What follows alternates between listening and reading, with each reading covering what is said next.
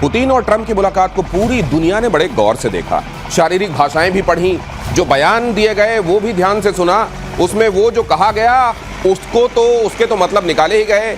बहुत कुछ ऐसा भी जो बिटवीन द लाइंस भी पढ़ा गया। अब एक और अहम मुलाकात ट्रंप और जेलेंस्की के बीच। जेलेंस्की ने कहा हम अपनी संप्रभुता से कोई खिलवाड़ नहीं होने देंगे, लेकिन उधर तो लग रहा है कि पुतिन से बात करने ट्रंप इस तरीके से गए थे जैसे कोई लेटर ऑफ अथॉरिटी जेलेंस्की की तरफ से दे दी गई हो कि आप चाहे क्रीमिया पर बात कर लीजिएगा, आप चाहे डोनबास को लेकर बात कर लीजिएगा, आप चाहे ज़ेपोरिज़िया को लेकर बात कर लीजिएगा, आप जो चाहे करने के लिए स्वतंत्र हैं। लग ऐसा रहा था, लेकिन क्या ऐसा है नहीं? और अगर ऐसा है नहीं तो आज जब बात होगी जेलेंस्की और ट्रंप की तो उससे क्या निकल कर सामने आ सकता है? इधर पाकिस्तान झूठ पर झूठ बोलने के रिकॉर्ड, झूठ बोलने पर कौवा नहीं, इनको तो लगता है डायनासोर काटेगा, और उसके बाद भी ये शायद झूठ बोलना जारी रखेंगे। ये भी आपको बताऊंगा कि इस बार चीन ने खुले में जो अपने हथियार दिखाए हैं, मंतव्य क्या है, प्रतिशोध। आइए शुरू करते हैं। पहले यह खबर देखिए जो आपके सामने फ्लैश करने जा रहा हूं।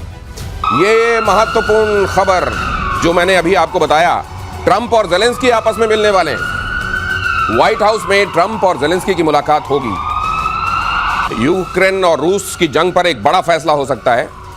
ये मुलाकात आप जानते हैं इसके बाद हो रही है कि पुतिन और ट्रंप अलास्का में मिले। दोनों के बीच में जो बातें हैं वो उसमें से बहुत कुछ सार्वजनिक हुआ, बहुत कुछ ऐसा जो दोनों के बीच में है, और दोनों के बीच में जो है वो ट्रंप की और पुतिन की शारीरिक भाषा से समझने की कोशिश की गई। अब जब ट्रंप मिलेंगे जेलेंस्की से तो होने क्या वाला है ये मुलाकात, और उसके पहले ये बयान भी जेलेंस्की का कि अपनी संप्रभुता के साथ हम कोई समझौता नहीं कर सकते। उधर ट्रंप की तरफ से ये कहा जाना कि नहीं ये तो असल में नेटो में शामिल ही नहीं होंगे। तो असल में जो बात जहां से शुरू हुई थी, क्या जेलेंस्की की यूक्रेन की ये गत बनाने के लिए अमेरिका ने ये सब किया था? पुतिन ने क्या कहा होगा और जेलेंस्की का आज का कहा हुआ कितना मायने रखेगा? एयर मार्शल पीके श्रीवास्तव मेरे साथ जुड़ रहे हैं, मेजर जनरल के सिन्हा भी मेरे साथ इस चर्चा का हिस्सा है। बहुत स्वागत है आप दोनों का सर, गुड इवनिंग। ये जो चल रहा है मुझे दोनों चीजें समझाइए, जो दिख रहा है, जो कहा जा रहा है, और जो नहीं दिख रहा है बिटवीन द लाइन्स है, एक्चुअली क्या चल रहा है सर? दिख ये रहा है कि ट्रंप और पुतिन की मीटिंग हुई और ट्रंप ने ये बोला ये मीटिंग 10/10 है। हाँ, ये आया मार्केट में। हाँ। और ये भी आया कि पुतिन की जो बॉडी लैंग्वेज थी और जो ट्रंप की बॉडी लैंग्वेज थी रिसीव करने की, अगर आपने देखा होगा वो दिखा, पूरे संसार ने देखा, वो ऐसा लग रहा था कि दोनों समकक्ष है। ये बहुत बड़ी बात। बल्कि पुतिन कहीं ज्यादा कॉन्फिडेंट लग रहे थे, और बाद में अगर शारीरिक भाषा देखें तो ट्रंप कहीं बुझे हुए से लग रहे थे और पुतिन पूरे कॉन्फिडेंट लग रहे थे। इसका मतलब ये लग रहा था ट्रंप इतनी लड़ाई को देख देख के ही टायर्ड लग रहे थे, और पुतिन इतना लड़ने के बाद भी सजग और सतर्क लग रहे थे। और उन दोनों की जो ईस्ट में बात हुई, उनकी गाड़ी में बैठ के गए, और आपने उसमें नोटिस करिए, उसमें पुतिन बैठे हुए थे लेफ्ट हैंड साइड में और ट्रंप बैठे थे राइट हैंड साइड में। मिलिट्री में इसका मीनिंग होता है कि कौन किसको बड़ा मानता है, वो लेफ्ट में बैठता है। इसका मतलब पूरा उनको वो दिया गया जो एक सुपर पावर के लीडर को दिया जाता है। तो ये तो दिख रहा था। अब इसके बाद उन्होंने आके कहा 10/10। अब उन्होंने कहा आप लोग आ सकते हैं, और आप ही नहीं आइए, यूरोप के सारे लीडर्स आ जाइए, जिनको आप लाना चाहते हैं लाइए, चाहे वो फ्रांस के हों, चाहे इटली के हों, चाहे यूके के हों, चाहे जर्मनी के हों, चाहे उसला हों, तो पूरे यूरोपियन यूनियन के सब गए हैं साथ साथ में ये बताने के लिए, एक साथ मिलके। अगर आप झुंड बना के जाते हैं तो आपकी क्या स्थिति है? नहीं तो अब क्या होने वाला ये है कि जेलेंस्की ने ही सबसे ज्यादा मार खाई है, यूक्रेन ही सबसे ज्यादा पिटा है, और अब क्या आज जब टॉकिंग टेबल में दोनों आमने सामने होंगे तो क्या जेलेंस्की को ये बताया जाएगा कि सुनो अब तुमको ये समझौते करने? मेजर जनरल के सिन्हा, देखिए एक स्ट्रेटेजिक जीत है पुतिन की बहुत बड़ी है, रूस की बहुत बड़ी। वॉर तो एक्चुअली अमेरिका लड़ रहा था ऑन बिहाफ, प्रॉक्सी तो उसका था, और अमेरिका में और आपको डोनाल्ड ट्रंप को ये देना पड़ेगा कि उन्होंने समझ लिया कि आप जीत नहीं सकते। तो he has considered this. Alaska में 5 घंटे की मीटिंग थी, 10:50 से लेकर के 3:50 तक जितने भी एक्शन हुए, उनका जो वॉक था, केजी वॉक, मिलना, P2 का केवल ऐसे देख करके आगे बढ़ जाना, बॉम्बर्स जा रहे हैं, जनरली आपका क्या होगा ऐसे देखिएगा, आप हैरान हो गए, हैरान। एक उधर से कोई बोलता है इंग्लिश में कि you are killing, he doesn't understand English, नहीं देखते हैं ट्रंप की तरफ। गाड़ी में जाके इन्होंने एक्सप्लेन किया, गाड़ी में पहले बैठे, वो नहीं था, दोनों की गाड़ियां लगी थी, वहां बैठ जाना, और 7 घंटे की एक मीटिंग थी। उस बैकड्रॉप में आज की ये मुलाकात, यहाँ क्या होने वाला है? उन्होंने बता दिया no cease fire, absolutely clear है, कोई सीज फायर नहीं होगा, परमानेंट हमारा यदि आप चाहिए तो हम अकॉर्ड करेंगे शांति के लिए, करेंगे शांति के लिए, और ऐसा सीज फायर जैसा कुछ नहीं। अगली खबर देख लीजिए, इसी से जुड़ी हुई। फिर इस चर्चा को आगे बढ़ाता हूं। ट्रंप से मुलाकात के पहले जेलेंस्की की मुश्किलें बढ़ गई हैं। मीटिंग से पहले जेलेंस्की को ट्रंप की 2 टूक क्रीमिया पर कंट्रोल जैसी मांगों को छोड़ दो, यूक्रेन को ये मांग अब छोड़ देनी चाहिए, ट्रंप ने कहा।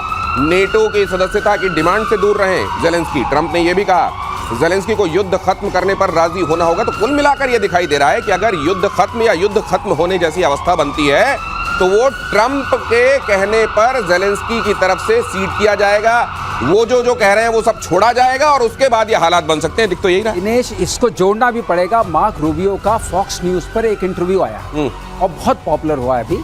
उन्होंने क्या कहा? उन्होंने कहा कि Trump is the peace president. वो चाहते हैं शांति हो जाए और वो ये नहीं चाहते हैं कि शांति ऐसी हो जो स्थिर रहे। और उन्होंने एक बहुत बड़ी बात कही जो जो स्थिर न रहे, स्थिर रहे। वो चाहते हैं कि शांति ऐसी है जो स्थिर रहे। तो वो कहते हैं उसके लिए कुछ लेन देन करना पड़ेगा, नंबर 1। और क्रीमिया की तो बात नहीं होगी। लेकिन उससे बड़ी बात क्या हुई है? उससे बड़ी बात यही है, ट्रंप ने एक जो सेंटेंस बोला है जो मार्केट में गूंज कर रहा है, नेटो, वो ये है नहीं।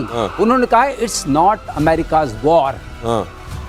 It is not America's war. That means not America's war. अगर आने वाले दिनों में ये रट नहीं छोड़ोगे तो हम अपने हाथ दूर कर लेंगे। अगर उन्होंने, और ये आकलन करिए, अगर ट्रंप अपना हाथ खींच लेते हैं, अमेरिका अपना हाथ खींच लेता है। लेकिन सर ये पहली बार नहीं कहा है। ये ट्रंप इसके पहले भी कह चुके हैं कि अमेरिका का ये वॉर नहीं है, लेकिन उसके बावजूद अमेरिका की तरफ से मिलने के बाद कहा है। इसका इम्पैक्ट अलग है। नहीं, लेकिन इसका मतलब सब समझने के बाद पुतिन के साथ अब वो समझ रहे हैं कि ये लड़ाई जो मर्सहाइमर कहते रहे हमेशा से कि this war has been forced on Putin. Mearsheimer उन्हीं के वो हैं, वॉर साइंटिस्ट हैं और फिलोसोफर है। उन्होंने कहा है कि this war was in making. तो ये बहुत सारे लोग मानते हैं, खुद अमेरिका में मानते हैं कि पुतिन को जिस तरीके से कॉर्नर किया गया, नेटो के जरिए धमकाने की, इंटिमिडेट करने की कोशिश की गई, कहा गया कि अब तो यूक्रेन को भी बना देंगे, तुम्हारे गर्दन को जाकर पकड़ लेंगे। उसके बाद तो पुतिन का ये रिएक्शन स्वाभाविक था। लेकिन वो अमेरिका जो अभी इसको दूसरे तरीके से ले रहा था, और अमेरिका सिर्फ की बात नहीं है सर, इस तरफ से जो प्रेशर ईयू डाल रहा है, और वो ये भी कह रहा है कि आपने देखिए आपकी ही शह पर ये सब शुरू हुआ है, अब इस तरीके से पल्ला आप नहीं झाड़ सकते। क्या इसका प्रभाव भी कोई पड़ेगा, या जेलेंस्की को वहां आज ये बताया जाना है कि सुनो अब ये जगह छोड़ दो, इसी की सूरत पर पीस होगी? एब्सोल्युटली। देखिए, जेलेंस्की का कोई इसमें रोल नहीं है, भले ही वाड़े के होगा तो वही जो वहां करके आए। देखिए, 4 बड़ी बातें हैं, इसको समझिए। नहीं, मुझे एक चीज समझाइए जी। हुई है वही जो ट्रंप रची रखा, या हुई है वही जो पुतिन रची रखा? पुतिन जो कह रहे हैं वही होगा, अक्षरशः से होगा। और ही इज वेरी प्रैग्मेटिक। ये बताइए, सुनिए ना एक चीज, किस लिए प्रैग्मेटिक कहते हैं? वो कहते हैं क्रीमिया तो है ही है, डॉनबास को पूरा लेंगे और खैरसोन को जेप्रोजिया, सॉरी लुहांस्क पूरा। जेप्रोजिया में हम जहां पर हैं और जितने खैरसोन जहां हैं बस उतना ही, इसके आगे नहीं। यदि चॉइस आपकी है, यदि आप इसको बढ़ाते हैं तो ये पूरा होगा। क्या ये इसीलिए वहां बात होने के बाद जेपोरोजिया को टारगेट किया गया, वहां पर मिसाइल गिराई गई है? जी हाँ, और क्या बात ये है। तो फिर ट्रंप ने तो कहा होगा ना कि ठीक है आपकी बात मान रहे हैं, तो फिर क्यों मार दिया मिसाइल वहां? अरे उन्होंने कहा रुकेगा ही नहीं। अच्छा, फायर तो है ही नहीं। अच्छा, हम तो वही कर। और देखिए, ये पेट्रोवेस उन्होंने ले लिया है ऊपर में, या जो आप जाएंगे जो भी है कर्जमाटोरस इलाका है जो मेन है। तो मुझे एक बात बताइए, आप लोग क्या ये कह रहे हैं कि वो पूरा क्रीमिया तो पहले से कब्जे में है, ये पूरा इलाका, ये जो ईस्टर्न हिस्सा पूरा का पूरा वो एक तरीके से बफर बनाना चाह रहे थे, क्या वो पूरा ले लेंगे? और इस सूरत पर क्या ये शांति समझौता होगा और जेलेंस्की को ये मंजूर होगा? क्या मैं आपके पास आता हूं, लेकिन उससे पहले पीएम मोदी और पुतिन के बीच में फोन पर बातचीत हुई है। ट्रंप से मुलाकात के बाद पुतिन ने किया है फोन पर अलास्का में हुई मीटिंग के बारे में बताया है। भारत शांतिपूर्ण समाधान का करता है समर्थन, प्रधानमंत्री नरेंद्र मोदी ने इस बात को दोहराया है। तो ट्रंप और पुतिन की मुलाकात के बाद पुतिन का प्रधानमंत्री नरेंद्र मोदी को फोन करना, ये अपने आप में बताता है कि इस पूरे सिनेरियो में पुतिन के लिए कितना इंपॉर्टेंट है भारत। और इसीलिए आप ये भी देख रहे थे कि ट्रंप बीते दिनों ये कह रहे थे कि अगर सब कुछ सक्सेसफुल नहीं हुआ शांति वार्ता की तरफ, तो हम तो भारत पर और ज्यादा टैरिफ लगाने के बारे में सोच रहे हैं। तो अब आप समझ सकते हैं कि इस पूरे मामले में ये कितना महत्वपूर्ण है। ये ट्रंप को तो अच्छा नहीं लगा होगा कि पुतिन ने उसके बाद यहाँ फोन लगा दिया, ब्रीफिंग दे दी। बिल्कुल नहीं अच्छा लगा होगा, लेकिन ट्रंप को यह पता है कि भारत और रशिया के रिश्ते बहुत मजबूत हैं और बहुत पुराने हैं। वो ये जानते हैं, इसीलिए हमें प्रेशराइज कर रहे थे। लेकिन इस ब्रीफिंग का एक इम्पैक्ट और भी पड़ेगा। जैसे कि ट्रंप ने वहां अलास्का जाने से पहले एयरफोर्स 1 में एक बयान दिया था। वो बयान ये दिया था कि रशिया ने एक खो दिया है। बॉडी लैंग्वेज भी देखिए जरा, ये देखिए रशिया ने 2024 की तस्वीरें, और ये केवल ये बताने के लिए कि कॉमरेडरी क्या होती है, वार्मथ क्या होती है। जब 2 वर्ल्ड लीडर्स आपस में मिलते हैं, उनकी भाषाएं, उनकी शारीरिक, उनकी बॉडी लैंग्वेज बहुत कुछ बता देती है, और यहाँ यही बताने की कोशिश की जा रही है। अब जब ऐसे में ये फोन आया है तो जाहिर है इस सब को भी बैकग्राउंड में रखते हुए दुनिया देख रही है। बिल्कुल सही। तो लेकिन जो ट्रंप ने अलास्का जाते समय एयरफोर्स वन से एक स्टेटमेंट दिया था जो बड़ा फेमस भी हुआ। उन्होंने कहा था Russia has lost one of its very big customer India. Sir ये कैसे, ये जाने से पहले दिया था। नहीं कैसे दे देते? ये इसको लेकर कोई बातचीत हुई हो? एक बड़ा तेल का ग्राहक रशिया ने अब अपना खो दिया है, और ये क्या इसके पीछे कुछ चीजें हैं या जब मन आया जो मन आया कह दिया जाना चाहिए? ये ट्रम्प की प्रेशर टेक्निक है। प्रेशर टेक्निक बनाते रहो जनरल सिन्हा, प्रेशर बनाते रहो। देखिए बात क्या है, हाँ। इंडिया ने अपना डबल कर दिया है। हाँ। अभी आपको 2 मिलियन बैरल पर डे आ रही है, डबल कर दिया है। ये तो ट्रंप को भी पता है, मगर ट्रंप को स्पेस चाहिए। मैं आपको बताता हूं 27 तारीख को आप देखेंगे 25% तो गया खत्म, क्योंकि उन्होंने वो बातचीत हुई है वहां पर, और ये मैं आपको आधिकारिक तौर पे बता रहा हूं। उन्होंने कहा है you just can't target 2 country, one is India and China, और ये हुई है बातचीत। इसलिए देखिए रीसेटिंग तो है, और उन्होंने कहा है 27 तारीख को जो कैंसिल होना था ना मीटिंग पहले, वो कैंसिल हो चुका है। Everything will fall in place। आप जस्ट देखते रहिए ना, तो ये major general Everything will fall in place। Sinha और पीके श्रीवास्तव, मुझे याद है एयर मार्शल पीके श्रीवास्तव ये कह रहे थे, एक बात ये हो रही थी कि इस तरह की मुलाकात के बाद क्या चीजें और ज्यादा बढ़ जाएंगी, क्या ये आग और भड़क जाएगी? तो श्रीवास्तव साहब ये कह रहे थे कि नहीं, इसके बाद आप ये देखेंगे कि अगर एकदम से घट नहीं जाएगी, शांति नहीं हो जाएगी, तो घटने की तरफ ये मामला जाने लगेगा। सर आपने प्रेडिक्शन किया था और इसके लिए आपको बधाई। Thank you. और ये खबर बता दूं मैं सर, आगे आता हूं आपके पास। भारत पाकिस्तान को लेकर अमेरिका का बड़ा बयान, अमेरिकी विदेश मंत्री मार्को रूबियो का दावा, दोनों देशों के बीच जारी सीज फायर बहुत मजबूत नहीं, युद्ध विराम टूटने का डर बना हुआ है। भारत पाकिस्तान के बीच हो रही गतिविधियों पर हर रोज हम नजर रख रहे हैं। मार्को रूबियो ऐसे बता रहे हैं, भारत और पाकिस्तान के बीच में जो चलता है उस पर पूरी दुनिया की निगाहें होती हैं। मार्को रूबियो की तो रहती ही हैं, क्योंकि बहुत बड़ा रहस्योद्घाटन वो नहीं कर रहे हैं। लेकिन दूसरा साथ में ये कहना कि स्थायी सीज फायर नहीं है, तो भारत यही तो कहता आ रहा है कि हमने पॉज बटन दबाया है, तो आखिरकार अमेरिका वही मान रहा है जो भारत ने कहा था। जनरल सिन्हा, मैं ठीक कह रहा हूं? एब्सोल्युटली। देखिए बात यह है कि केवल मार्को रूबियो को यह बोलना चाहिए कैसे उन्होंने अलाउ किया मुरीर को वहां की धरती से भारत के ऊपर न्यूक्लियर जो धमकी और दुनिया को आधे दुनिया बात, तो वो बोलना चाहिए। तो बात यह है कि मार्को रूबियो को भी समझ में आ रहा है, डोनाल्ड ट्रंप को भी समझ में आ रहा है, और जेडी वैन को भी समझ में आ रहा है। बात आज उसकी नहीं है, बात जो खास करके जो पाकिस्तान की है, चाइना एंगल उसमें है और ईरान एंगल है, जिसके कारण वो कुछ चीजें करेंगे, मगर ओवरऑल उनके मन में तो है ही है इंडिया को they can't loose, America can't lose it. अभी तो भारत ने कुछ दबाई नहीं है, ये तेल का तो डबल कर चुके हैं वो। नहीं तो ये इस समय में मार्को रूबियो का ये बयान, असल में इसका टारगेट ऑडियंस कौन है सर? देखिए ऐसा है, ये फॉक्स न्यूज के उसी सिलसिले में बयान है जिसमें ये सारी बातें बता रहे थे कि अलास्का में क्या क्या हुआ। तो एक बात बनती है कि ये ध्यान को हटाने के लिए भी कहा जा रहा है, डिस्ट्रैक्शन है, ये वहीं पर नहीं है। हमने पीस, इन्होंने ये भी कहा कि उन्होंने पीस कराई थाईलैंड कंबोडिया में, उन्होंने ये भी कहा कि इजराइल और ईरान के बीच में पीस कराई, और ये कहा कि इंडिया और पाकिस्तान के बीच में पीस कराई। उस सिलसिले में उन्होंने कहा कि वो जो पीस हुई है वो स्थिर नहीं है, वो पॉज बटन है। तो इसका मतलब वो वही लाइन ले रहे हैं जो हिंदुस्तान ले रहा है, जो हम कहते हैं भारत कहता है। इसका मतलब इन वे वो ये भी मान रहे हैं कि अमेरिकी की कोई मध्यस्थता नहीं थी, कहीं पर भी नहीं था, वो मान लिया, एक तरीके से सीट कर दिया। आप वही कह रहे हैं जो भारत कह रहा है। यही मैं कहना चाहता दिनेश, आपने मुंह की बात छीन ली। इसका मतलब जो प्रधानमंत्री ने हमारे कहा उस बात की पुष्टि कर रहे हैं एक तरीके से। ये अगर हमारे देखने वाले समझ जाएं तो बहुत अच्छी बात होगी। एक चीज ऐड करो इसमें जी प्लीज। देखिए अभी वांगी आ रहे हैं, आ चुके हैं, ये चीन के विदेश मंत्री भारत में आ चुके हैं। हाँ। और हमारे प्रधानमंत्री चीन जा रहे हैं, तो ये एक थोड़ा सा वो भी है कि कहीं ना कहीं हमें रीअलाइन ना कर लें। बड़ी बात वो है कि उनको ये भी समझ आती है कि हम पाकिस्तान को जो सह दे रहे थे, शायद चाइना और ईरान था, कहीं ना कहीं हम बड़ी चीज ना खो दें। तो सर ये अगर वो ये इसलिए भी ये बयान दिए जा रहे हैं, तो उनको ये भी याद रखना चाहिए कि 80% वॉर मशीनरी तो देने वाला चाइना है पाकिस्तान को। तो इस तरह का बयान देकर असल में क्या बता रहे हैं, और पाकिस्तान किसी भी हालत में 80% को फिलहाल इग्नोर तो कर नहीं सकता। अगली खबर देखिए, भारत के दौरे पर दिल्ली पहुंचे चीनी विदेश मंत्री वांगी, जो अभी मेजर जनरल सिन्हा आपको बता रहे थे। विदेश मंत्री एस जयशंकर से वांगी की मुलाकात हुई। विदेश मंत्री एस जयशंकर का बयान आया, भारत चीन रिश्तों ने कठिन समय देखा है, अब आगे बढ़ने का वक्त आ गया है, हमारी प्राथमिकता आतंकवाद से मुकाबला है, वांगी ने कहा। वांगी कल पीएम प्रधानमंत्री से हमारी मुलाकात करने वाले हैं। एनएसए अजीत डोवाल से भी मुलाकात होने वाली है। मतलब कुल मिलाकर ये कि एस जयशंकर का ये कहना कि हमने कठिन समय देखा है और अब आगे बढ़ने का वक्त आ गया है, इसका मतलब फिलहाल जिस तरह की स्थितियां दुनिया भर में बनी हुई हैं, उसमें भारत चीन रिश्तों में जब भी जो भी तलखी आई है, भारत उसको पीछे रखकर आगे बढ़ने के लिए तैयार है। इसका मतलब यह है कि अमेरिका के लिए बहुत बड़ा स्टेटमेंट है। मैं ठीक कह रहा हूं सर? बिल्कुल सही है। आप ये जानिए जियोपॉलिटिक्स में कोई परमानेंट फ्रेंड नहीं होता, कोई परमानेंट एनिमी नहीं होता। उस हिसाब से अगर आप देखें तो ये जो रीबैलेंसिंग हमने कही थी कि रीबैलेंसिंग ऑफ पावर स्ट्रक्चर हो रहा है, रीसाइजिंग भी हो रही है, we are sizing up each other कि भाई कौन क्या मदद कर सकता है। और जिस तरीके से ट्रंप का इसमें उथल पुथल हुआ है, सब मिला जुला करके आप देखिएगा कि ये रीबैलेंसिंग को देख करके जरूर। एक बात और मैं सर समझना चाहता हूं, क्या ये ट्रंप का ये रवैया और नजरिया जिसकी वजह से ये रीअलाइनमेंट हो रहा है, क्या ब्लेसिंग इन डिस्गाइज हो जाएगी इस महाद्वीप के लिए? मैं यूरेशिया की बात कर रहा हूं। या फिर आपको ये लगता है कि ये ट्रंप का फैलाया हुआ रायता है, ना तो ये इधर कुछ बनने देगा ना उधर कुछ बनने देगा? आप मेरे ख्याल से, मेरा आकलन से, ये मेरा अपना आकलन है जो मैं जिस तरीके से समझ रखता हूँ, उसके हिसाब से इससे फायदा ही होगा, नुकसान कभी नहीं होता। दो चीजें इन्होंने हमको संकेत दिए हैं।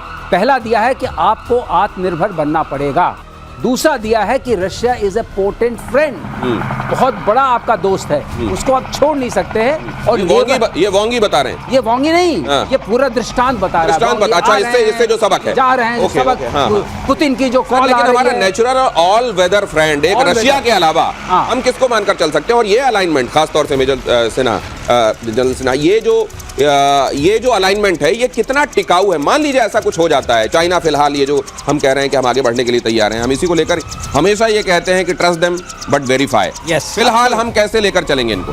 देखिए, जो हमारा एक ट्रायंगल है Russia India China triangle, it is coming up. इस ट्रायंगल में सबसे कमजोर कड़ी है वो चाइना है, क्योंकि उसको ना भूख है एक निकलने के लिए। रशिया के ही ग्लू से जी ये सस्टेनेबल ट्रायंगल बन सकता है? ये आज चाइना के लिए ये डिपेंडेंस है कि भाई इंडिया के साथ जुड़े, अदरवाइज चाइना गॉन। ये आप ये लेकर उनको ये रियलाइजेशन जो हुआ है कि इंडिया को तो आप कर नहीं सकते। तो आप ये कह रहे हैं कि बहुत सारी बार ऐसा होता है कि आपका स्वभाव किसी चीज के लिए आपको प्रेरित करता है और बहुत सारी बार आपको हालात वैसा करने के लिए प्रेरित करते हैं, और इस समय हालात ऐसे हैं, ये जो ट्रायंगल है जिसमें चाइना थोड़ा ये समझा गया कि अजीब ही है, इसका भरोसा नहीं किया जा सकता, ये फिर भी उस ट्रायंगल में टिक जाएगा जो असल में इंडिया, रशिया और चाइना के साथ बनता है। अगली खबर यह है, हसीम मुनीर ने पाकिस्तान में तख्ता पलट का संकेत दिया है। मुनीर ने खुद को पाकिस्तान का रक्षक घोषित कर दिया है, कहा हमारे पास बलूचिस्तान में खनिजों का खजाना है, जिम्मेदारी से इस्तेमाल करके पाकिस्तान का कर्ज उतार सकते हैं। खनिजों का खजाना जिम्मेदारी से इस्तेमाल। अब जिम्मेदारी से इस्तेमाल का मतलब यह है क्या कि एक बार उसी को चाइना को बेच दो, एक बार उसी को अमेरिका को बेच दो। दूसरा, अपने आप को पाकिस्तान का मुहाफिज बताने से मतलब क्या है? अरे आप वहां पे फील्ड मार्शल हैं, इतना तो सबको मालूम है, लेकिन मुहाफिज जब घोषित कर देते हैं तो क्या आप चुनी हुई सरकार को भी बहुत जल्दी तख्ता पलट करके सब कुछ आप ही बन जाएंगे? यही है क्या इशारा पीके श्रीवास्तव से? इशारा तो इनका ये है, लेकिन फिलहाल इनके पास दो कठपुतलियां अवेलेबल। कौन कौन? खुद शहबाज और बिलावल जरदारी, हाँ। दोनों कठपुतलियां अवेलेबल हैं, तो अभी उनके पर्दे के पीछे रह के सारा वार कर सकते हैं। अच्छा। और अभी जो सिचुएशन बन रही है और जिस तरीके से ये देख रहे हैं कि अमेरिका अल्टीमेटली किस तरफ करवट लेगा और इनको चाइना की पूरी जरूरत है। आपने देखा सीपेक के जरिए उसको भी पहुंचा दिया बलूचिस्तान में, वो क्यों गया है? वो भी इसी मकसद से गया है, और उधर यूएस को भी पहुंचा दिया है। इन दोनों के लिए इनको इतना भारी पड़ेगा, दो नाव पर पैर रख रहे हैं, पैर फट जाएंगे, तो अभी तो ये नहीं जाएंगे। मेरा लेकिन यहाँ तो कुछ और चल रहा है मेजर जनरल सिन्हा। मैंने ये सुना है कि पंजशीर का शेर जिनको कहते हैं अहमद शाह को बुलाकर अपने साथ लेकर और तालिबान के खिलाफ एक तरीके से एक धड़ा खड़ा करने की कोशिश कर रहे हैं मुनीर वहां, ताकि भारत की जो प्रेजेंस और जो मदाखलत अगर कहीं कुछ है तो उसको लिमिट किया जा सके अफगानिस्तान में। क्या ऐसा भी ये कर पाएंगे? अब देखिए, ये बात जो है ये पूरी सामरिक सर्कल में तो चल रही है। एग्जैक्टली कितने कर पाएंगे ये डिपेंडिंग है, क्योंकि देखिए आप तालिबान को इतना कमजोर मत समझें। पंजशीर का शेर मानते हैं कि पंजशीर का शेर है, मगर वो ऐसा शेर है ही नहीं। हकानी नेटवर्क भी इससे निकल चुका है। एक हकानी नेटवर्क था जो पूरा इनका पिट्ठू था। तो अफगानिस्तान में तो ये लेके चलिए कि उनकी स्थिति खराब है। ये क्या कर पाएंगे यहाँ पर? बलूचिस्तान और आपके खैबर पख्तूनख्वा को तो रोही नहीं कर पा रहा है, टीटीपी को। ये जो केवल इन्होंने क्या किया है, ये गोली खिलाई है अमेरिका को कि जो 5 थे आइसिस खुरासान प्रोविंस के, इन्होंने टॉप नॉच को दे दिया अमेरिका को। अमेरिका में और डोनाल्ड ट्रंप क्यों इनसे मुरीद हैं? तो आप ये देखिए, जब ये 2016 में जब थे 17 में, तो इन्होंने बहुत बड़ा काम किया है डोनाल्ड ट्रंप के लिए, क्योंकि अफगानिस्तान में जो चीज भी हुआ डोनाल्ड ट्रंप चाहते थे निकल इसमें पाकिस्तान ने बहुत, और इसमें ISI और पाकिस्तान आर्मी, आसिम मुनीर नहीं है, बहुत मदद की है उन्होंने। और इसको आप भुला नहीं सकते हैं, अदरवाइज जियो स्ट्रेटेजिक समझ नहीं आएगी। लेकिन अगर ऐसा हुआ है तो फिर आप उसको गोली का नाम क्यों दे रहे हैं? आपने कहा ये जो गोली खिलाई है, मतलब वो क्या? और खास तौर से वो गोली कहीं हलक में अटक तो नहीं जाएगी आने वाले दिनों में? सर मैं आपके पास आ रहा हूँ, आप कहिएगा अपनी बात। लेकिन पाकिस्तान के पत्रकार नजम सेठी ने पाकिस्तान की पोल खोल दी है ऑपरेशन सिंदूर में पाकिस्तान की सेना बेबस नजर आई, नजम सेठी ने कहा। भारत की मिसाइलों को रोकने में पूरी तरह नाकाम दिखाई दी पाकिस्तान की सेना। भारतीय मिसाइल आसानी से पाकिस्तान के एयरबेस तक पहुंच रही थी। भारत ने जहां चाहा जैसे चाहा वैसे मारा, नजम सेठी ने कहा। ये नज्म सुनने में तो बड़ी कड़वी लग रही होगी पाकिस्तान के लोगों को। बिल्कुल, कितना कोई तो होना चाहिए जो आईना दिखाए। जब तक आप आईना नहीं देखेंगे आप मजबूत भी नहीं हो सकते हैं। नजम सेठी के लिए हम लोगों का कहेंगे हमारा शुक्रिया कि आपने कम से कम सही बात मानी। एक तो आदमी वहाँ सही बात मानता है, और जो इन्होंने कहा जहां चाहा वहां मारा, ये इतनी बड़ी बात है। इसका मतलब कि आपका air defence system completely fail कर गया। इसका मतलब यह है कि आप जिससे भी वार कर सकते थे हमने पूरा का पूरा रोक लिया। ये अपने आप में किसी भी युद्ध क्षेत्र में बहुत बड़ी बात है। लेकिन जो मैं आपसे उस वक्त कहना चाहता था कि ट्रंप ने, जो जनरल सिन्हा ने बोला बिल्कुल सही बोला, कतर वाली जो अफगानिस्तान से निकलने वाली बात है यूएस की, वो कतर में ट्रंप ने शुरू कराई थी। और ट्रंप को पूरा विश्वास था कि सेकंड टर्म उनको मिलेगा, जो नहीं मिला। आने के बाद उन्होंने सेकंड टर्म में अब उसी चीज को देखा, और उसके बाद से बाइडेन के पास ऑप्शन नहीं रहा, वो लोग वहां से निकल आए, क्योंकि ये वाले फोर्सेस काम की जिनकी हम बात कर रहे हैं। ठीक है। और इसलिए ट्रंप एक तरीके से पाकिस्तान के लिए उनका झुकाव है, इसमें कोई शक नहीं है। लेकिन वो झुकाव बना रहेगा वो मैं नहीं सोचता हूँ। वो झुकाव क्या भारत को हर्ट करेगा, वो अभी ताकत नहीं है। वो हर्ट करने के वो भी हर्ट होंगे। ठीक है, वो अपना झुकाव रखे, लेकिन उससे हासिल क्या होगा वो भी देख लें, और इससे कोई भारत को फर्क पड़ता है ऐसा तो कतई नहीं है। और अगली खबर यह है कि चीन ने पाकिस्तान को तीसरी हैंगर क्लास पनडुब्बी दी है। असल में इनको एक्सपोर्ट क्लास कहना चाहिए, लेकिन चलिए हैंगर क्लास कह रहे हैं। सर ये जरा समझाइएगा, ये क्लास क्या होता है, ये समझाइएगा। हैंगर क्लास पनडुब्बी सौंप दी है चीन की तरफ से। पाकिस्तान को 8 हैंगर क्लास पनडुब्बियां दी जानी है। सबमरीन के अलावा पाकिस्तान को चीन ने 4 युद्धपोत भी दिए हैं। Stockholm International Peace Research Institute की ताज़ा रिपोर्ट के मुताबिक चीन पाकिस्तान को जरूरत के 81% से ज्यादा सैन्य साजो सामान की आपूर्ति कर रहा है। ये सिप्री को इतने दिनों बाद पता चला है। भारत ने बहुत पहले बता दिया था कि 80% निर्भरता उनकी मिलिट्री सॉफ्टवेयर के हिसाब से चाइना पर है पाकिस्तान की।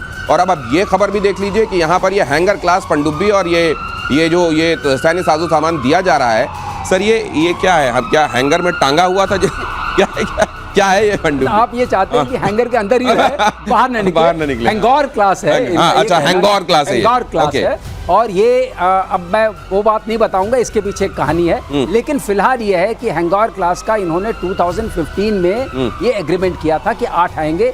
4 चाइना के वुहान वाले में बनेंगे, वही फेमस वुहान वाले। अच्छा। वहां पर बनेंगे शिपयार्ड में, और 4 इनके कराची में बनेंगे। इस तरीके से बनने का था। तो 2 आ गए थे, एक तीसरा अभी आया है। तो इसका मतलब ये, इसकी खास बात ये है कि हम लोग को भी इनको हम ऑब्जर्व कर रहे हैं, देख रहे हैं कि AIP जो हमने एक बार बात की, एयर इंडिपेंडेंट प्रोपल्शन, इसका मतलब ये डीजल इलेक्ट्रिक सबमरीन है, लेकिन अंदर 2-3 हफ्ते रह सकती है। हम लोगों ने उस दिन बात की थी, आपको याद हो, आप ही के शो में। ये बहुत जल्दी से अपने दर्शकों को याद दिला देता हूं कि इन पनडुब्बियों को सांस लेने के लिए एक तरीके से कुछ देर में ऊपर आना पड़ता है। लेकिन अगर इसका एयर इंडिपेंडेंट प्रोपल्शन इस पे काम कर लिया जाता है तो बहुत दिनों तक नीचे रहकर ये काम कर सकती है। 2-3 हफ्ते हो जाता है। 2-3 हफ्ते तक रह लेती। जी सर। तो अब इस वाले में ये इनकी सक्षम मैं मानूंगा। लेकिन आपने जो एक्सपोर्ट वर्ड यूज किया और जो हैंगर वर्ड, एक्सपोर्ट क्लास, हाँ, एक्सपोर्ट क्लास से इसमें बहुत इनके 80% एक्सपोर्ट क्लास को तो हम लोग देख चुके हैं। अब ये जो 1% बढ़ा इसको भी देख लेंगे। तो ऐसी कोई बात नहीं। लेकिन इसको मैं जोड़ना चाहूंगा अमेरिका के साथ। अगर आप लगातार पनडुब्बियां और सारे साजो सामान वहां से ले रहे हैं तो अमेरिका में इनका क्या इंटरेस्ट हो सकता है, आप मुझे बताइए, सिवाय उन खनिज पदार्थ के जो सोच रहे हैं अंदर है। और मैं आपके चैनल मुझे तो दूसरी बात लग रही है, मैं आपके चैनल पर रिस्पांसिबिलिटी के साथ बता रहा हूं, ये खनिज जिसकी बात हो रही है वो कॉस्ट इफेक्टिवली निकालना पॉसिबल नहीं है। बहुत रिसर्च हो चुकी है। ये खनिज और जिस तेल की और जिस गैस की, तेल और गैस तो कह रहे हैं कि वहां है ही नहीं है। जिस खनिज की बात की जा रही है वो असल में निकाला जाना मुमकिन ही नहीं है, ऐसा बताया जा रहा है। और दूसरे ये जो चाइना मुहैया करा रहा है पहले से भी, आपने देखा कि PL-15 का क्या हुआ। उन्होंने कहा कि ये तो भाई हमने एक्सपोर्ट क्लास दी हुई थी, ये भी एक्सपोर्ट क्लास, ये हैंगोर क्लास दिया जा रहा है क्या? ये एक बात है। आपके पास आ रहा हूँ जनरल सिन्हा। भारत को रूस की तरफ से हथियारों के ऑफर हैं। सुखोई 57, सुखोई 35, R-37 मिसाइल का ऑफर। रूस ने S-500 एयर डिफेंस सिस्टम का भी ऑफर किया। मुझे लगता है रशिया इंडिया प्रॉक्सिमिटी जो पहले से ही रही इतनी प्रगाढ़, ये आने वाले दिनों में और ज्यादा बढ़ने वाली है। और थैंक यू अमेरिका इसके लिए। थैंक यू अमेरिका को तो बोलना होगा, थैंक यू पुतिन इसलिए बोलना होगा। 3.5 साल में जो हथियारों ने अपना प्रदर्शन किया है, ये हम प्रदर्शन ऐसे नहीं ले रहे हैं। जो F-35 ने प्रदर्शन किया, जो F-57 ने प्रदर्शन किया, Su-35 जो हम लेना चाह रहे हैं, क्योंकि वो मार्क यू है। देखिए हमारे में MKI है, MKU है, उसके अलावा पंसीर एयर डिफेंस S-500, ये छोटी मोटी नहीं है। Army, navy, air force and space में सारी चीजें, और उनके प्रदर्शन, ये नहीं कि हम जस्ट हमारा डिपेंडेंसी हो गया उन पे, ये और हम ज्वाइंटली कर रहे हैं।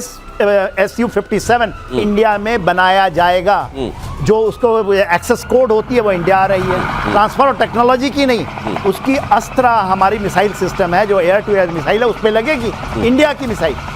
तो ये इतनी बड़ी चीज, उसकी प्रोडक्शन इंडिया में होने वाली है। ये सबसे बड़ी चीज है। प्लीज भाई बिल्कुल सही बोला। इस बात को मैं एम्पलीफाई करना चाहता हूँ। जब आप कोई प्लेटफॉर्म खरीदते हैं, नॉर्मली आपको जिम्मेदारी बन जाती है कि उसी देश के आप मिसाइल्स खरीदें, रॉकेट्स खरीदें, गन्स खरीदें। तो उससे क्या होता है, लगातार खर्चा होता रहता है, वो हमारे दर्शक समझ सकते हैं। लेकिन ये जो Su-57 है, जो रशियन प्लेटफॉर्म आ रहा है, अगर हम इसका हमारा पास सोर्स कोड रहा तो हम अपनी बनाई हुई मिसाइल उसमें लगा सकते हैं। और जहाँ तक 837 आपने दिखाया, इसके बारे में एक दो बात कहना चाहूँगा।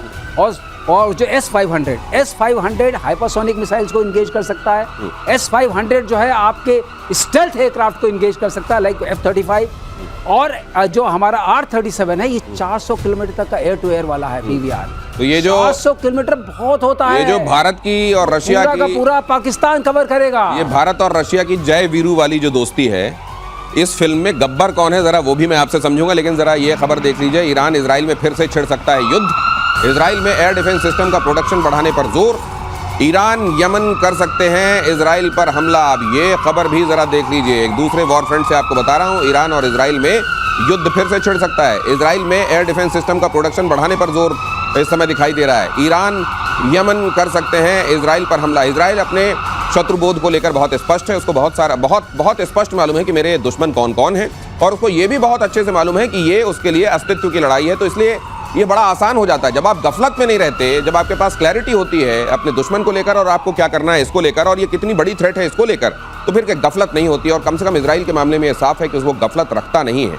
ये ठीक है कि उसको कुछ चीज़ें इस बार के युद्ध में पता चली जो उसको और बेहतर करना है, और वो उसको उस तरफ फाइन ट्यूनिंग में लग गया है। अब ये ट्रंप महोदय क्या उधर भी कुछ नोबेल के लिए करने जाएंगे?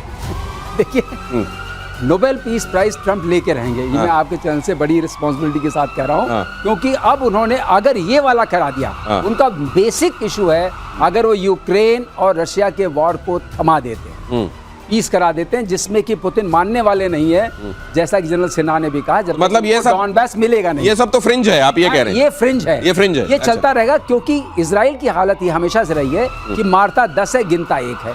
तो ये तो मारेगा ही मारेगा। हूती को उन्होंने अभी भी खबर आई है ऑलमोस्ट तबाह कर दिया है, उनके सारे जो इंफ्रास्ट्रक्चर है उस पर लगातार वार हो रहा है। ईरान में 50 विस्फोट हो चुके हैं, कहाँ हुए, क्यों हुए, किसी को पता नहीं। ये क्यों हो रहा है सर? ये होता जा रहा है। तो इसको आप कॉन्सिडेंट मानिए। मुझे एक चीज और लगती है, जनरल सिन्हा शायद बता पाए। जनरल सिन्हा, मुझे ये लगता है कि बाकी वॉर फ्रंट्स पर शांति के लिए ट्रंप एक नोबेल ले सकते हैं और इजराइल ईरान वाले में मल्टीपल नोबेल ले सकते हैं कि देखो इस दिन भी शांति कराई थी, फिर उसके 1.5 महीने बाद फिर से शांति कराई थी, और उसके बाद फिर से शांति कराई थी, तो यहाँ मल्टीपल नोबेल है। ऐसा भी हो सकता है। जो इन्होंने मिडनाइट हैमर चलाया था ना, एक बार आए, हमने फर्दों में मार दिया और शांति ला दी जी, क्योंकि उन्होंने 10 दिन से लड़ रहे थे जी। जो उन्होंने ये लगाया था ना, राइजिंग लायन नाम दिया था, ऑपरेशन राइजिंग लायन, और वो जून में शुरू किया था। तो बोला शांति हो गया, ठीक है, फिर से बात करो, हमारे को कुछ तेल उल के खजाने दे दो, फिर हम बातचीत कर देंगे। विटकॉफ वहाँ भी जाते हैं और मांग वही है कि हमारे जो यूरेनियम के खदान है वहाँ पर हमारी एंट्री दे दो, और जहाँ तेल की है पर्शियन गल्फ में हमको एंट्री दे दो, सब चीज़ सही हो जाएगी। मगर वो बात मान रहे हैं, फिर इसलिए बात नहीं मान रहे हैं ईरान, तो फिर उसको दबाया जा रहा है। तो देखिए, ईरान भी कहीं ना कहीं तो दबा है। तो सर, आने वाले दिनों में क्या एक और बायोग्राफी लिखेंगे जिसमें लिखेंगे from deal maker to peace maker Trump? मैं थोड़ी अपनी चेंज उनके छवि में उनको कर रहा हूँ, थोड़ा थोड़ा, खास करके ना जो मैंने वहाँ देखा अभी, वो अलास्का में ट्रंप साहब has acted like a statement. ये आप there he was, he acted देखिए, मैं उनको पूरा point, he is a chap हो ना, जो कि आदमी 5 मिनट तक कंसंट्रेट नहीं कर सकता। वो पुतिन साहब को 8 मिनट तो वहां सुनते रहे। मुझे लगता है इसके लिए आपको पुतिन साहब को क्रेडिट देना चाहिए। पूरा क्रेडिट है। उन्होंने ऐसा दबाया, इन्होंने बोला ना, गाड़ी में पहले जाके बैठ गए, उनको एक साथ नहीं ट्रैवल करना, पहले बोल दिया देखो या तो आप देख लो 7 घंटे की। तो अगर एक ऐसा बच्चा जो कभी क्लास में शांत नहीं बैठता, वो अचानक किसी टीचर की क्लास में अगर शांत बैठ जाए तो फिर उसमें क्रेडिट उस बच्चे को नहीं, उस टीचर को जाना चाहिए। और मुझे लगता है पुतिन का करिश्मा यहाँ पर काम करके गया। अगली एक फन फैक्ट जोड़ना चाहता हूँ। हाँ। आप देखिए सारे देश जो हैं प्रोफेशनल डिप्लोमेट लेके हर जगह पीस कराते हैं, हर जगह शांति कराते हैं। वो स्टीव विटकॉफ उनके गोल्फ बडी हैं, और दूसरा वो इंडस्ट्रियलिस्ट हैं। वो तो है ही नहीं है प्रोफेशनल डिप्लोमेट। अब आप देखिए, आपने ऐसा इतने बड़ी super power, the only super power of the world is having a businessman dealing around, तो आप बिजनेस डील ही देखिए। मेरे को तो एक फिल्म है अपने यहाँ बनी हुई, उसका एक डायलॉग याद आ रहा है, मेरे मन को भाया मैंने विटकॉफ को काम पे लगाया। अब इसमें आप क्या कर सकते हैं। अगली खबर देखिए, हूतियों पर इजराइल ने की बमों की बारिश, हमले में सना का बिजली संयंत्र तबाह। इजराइल ने मिसाइल बोट से किया अटैक। इजराइल ने मिसाइल बोट से अटैक किया। हूतियों को भी इधर लेसन सिखाने में इजराइल लगा हुआ है। इतने सारे एडवर्सरीज, इतने सारे दुश्मन, एक इजराइल, लेकिन सबसे क्या खूब लड़ता है इजराइल। और ये बताता है कि अगर आपको अपनी रक्षा को लेकर वाकई सजग होना है तो फिर कोई भी छोटा सा भी समझौता आपको किसी भी लेवल पर नहीं करना चाहिए। थ्रेट जब तक उधर से सिर उठाए तब तक आपको इधर से बारिश कर देना चाहिए और थ्रेट के सिर को कुचल देना चाहिए। हूतियों पर इजराइल के बमों की बारिश, यही तस्वीर आप यहाँ पर देख रहे हैं। ये मुझे लगता है सर कि एग्जिस्टेंस का अगर मामला हो और आपको कल्चर, अपनी संस्कृति को, अपने रेस को बचाना हो, तो इजराइल आपके सामने एक केस स्टडी है। इजराइल केस स्टडी नहीं है, Israel is the best example कि आप इतने छोटे होकर के, लेकिन अगर आप अपनी एग्जिस्टेंशियल क्राइसिस को कैसे अपने सामर्थ्य में बदल सकते हैं, ये इसमें तो कोई शक नहीं है कि इजराइल को आप, there is no other country in the world so small, so distinct but so compact and so powerful। तो ये एक लेसन है, लेकिन क्या दुनिया के बाकी जगहों पर ये लेसन, और लेसन कहते हैं कि बहुत सारी चीज़ों पर डिपेंड करता है, आपकी अपनी परिस्थितियां अलग होती हैं, क्या वो लेसन एज इट इज़ आप लेकर इंप्लीमेंट कर सकते हैं, एक दूसरा सवाल है। लेकिन ईरान के ऑयल डिपो पर फिर लगी संदिग्ध आग, जिसका जिक्र अभी कर रहे थे मार्शल श्रीवास्तव। बड़े धमाके के बाद लगी डिपो में आग, कई किलोमीटर दूर तक फैला धुआं। ये क्या मोसाद कर रहा है सर? ये इन्हीं के लोग कर रहे हैं? ये अपने आप ये एक्सीडेंट्स हो जा रहे हैं? क्या है सर ये? देखिए, ये तो कर तो रहा है कोई अदृश्य हाथी, मैं मोसाद का नाम ना लूँ तो कर रहा है, आप समझ जाइए।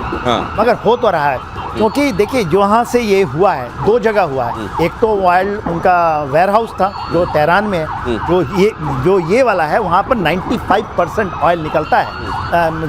वो आपके पर्शियन गल्फ के मुहाने पे जी वहाँ हुई है। और वो कहते हैं कि बिकॉज ऑफ ओल्ड। तो सर अब दो तरह के पीस प्राइसेस आया करेंगे, ओवर्ट ऑपरेशंस में और कोवर्ट ऑपरेशंस वाले, दो तरह के पीस प्राइसेस। तो देखो, मैंने युद्ध तो रुकवा दिया था, तुम लोग लड़ रहे थे, लेकिन इस तरह के रुकवाने के मैं अलग से लेता हूँ।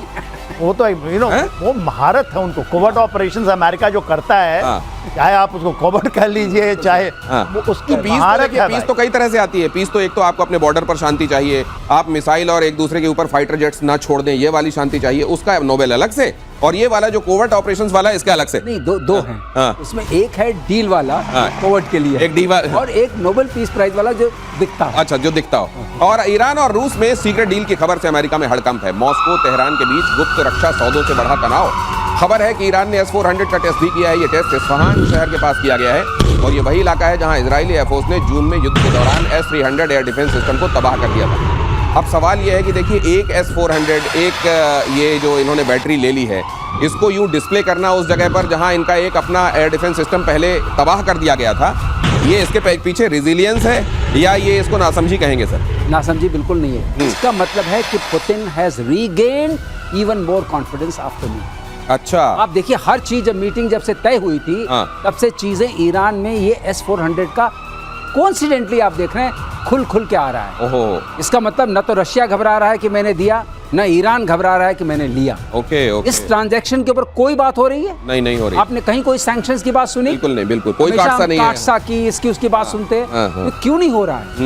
इसका मतलब यह है कि अब जो हम लोग कह रहे हैं, जो आकलन हमारा यह है कि पुतिन जिस तरह अब खड़े हैं और जहां खड़े हैं, तो ट्रंप शायद उनकी बात मानने के लिए हाथ आगे बढ़ा चुके हैं। अब ट्रंप हाथ आगे बढ़ा चुके हैं और पुतिन ने उनको जिस तरीके से चीजें समझाई हैं, उसके बाद ये पुतिन का कॉन्फिडेंस भी जगह जगह पर ऐसा लग रहा है कि सरफेस कर रहा है। और गाजा से आया हमास के हमले का नया वीडियो दिखाता हूं आपको।